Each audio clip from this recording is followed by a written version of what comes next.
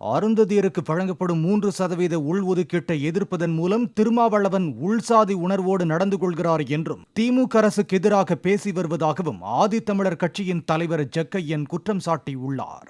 அண்ணன் திருமாவளவன் அவர்களுடைய அருந்ததியர் இடஒதுக்கீடுக்கு எதிரான அவருடைய இந்த நிலைப்பாடு என்பது உள்ளபடியே மிகவும் வேதனை அளிக்கிறது. அவர் ஒரு பொது தலைவராக இன்றைக்கு எல்லோராலும் பார்க்கப்படக்கூடிய ஒரு நிலைமைக்கு வந்துவிட்டார். அப்படி வந்த பிறகும் கூட அவருடைய அந்த சாதி உணர்வோடு தான் அவருடைய நடவடிக்கைகள் ஒரு உட்சாதி உணர்வோடு தான் நடந்து கொள்கிறார் என்பது மிகுந்த வேதனை அளிக்கிறது.